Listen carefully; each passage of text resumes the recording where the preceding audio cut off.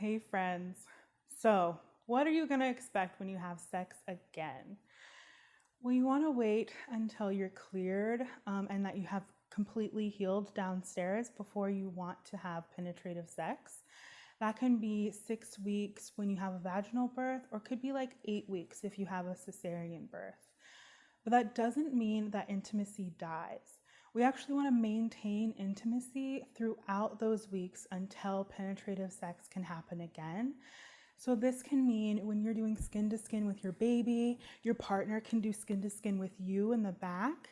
Kissing, cuddling, stroking, loving words, and really deep communication can maintain intimacy throughout those weeks. So make sure that you have couples time and make sure that you prioritize that bond between you and your partner throughout your postpartum experience. And also remember that sometimes what can make the heart grow fonder is some alone time. So giving each other a chance to be alone with yourselves and get good sleep can also help. Because you're cleared for sex doesn't mean that you feel desirable or that you have energy. So make sure that you're making your partner feel desirable and that you're getting good rest. And you want to discuss the changes that have happened in both of your bodies and how you feel about each other's bodies. Discuss new boundaries. Maybe the breasts are a little more off limits during sexy time, or maybe you feel even more desirable because you're lactating. Talk about the newness of each other's bodies and get to know each other again. Try something new.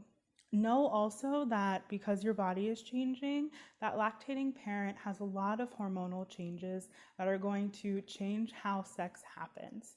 So because when you're lactating, you have a little bit less estrogen in your body, you're probably going to have a little bit of vaginal dryness, which is fine because we've got some K&Y. Just get a water-based lubricant to get things going, to make things a little bit more comfortable. You're also, when you have the big O, when you have an orgasm, you have oxytocin that's released in your body, which can make for a milk letdown. So some leaking and some spraying after the big O can be really normal. And you might want to discuss it before you go there so that you're both prepared for it. You also want to recognize that just because you're not having your period does not mean that you're not going to get pregnant.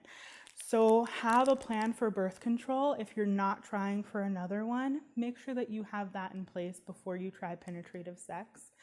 And remember that penetrative sex is not the here-all be-all of sex. So get creative. Try something new. Try some non-penetrative sex, some oral stimulation, some new treats in the bedroom to keep that alive.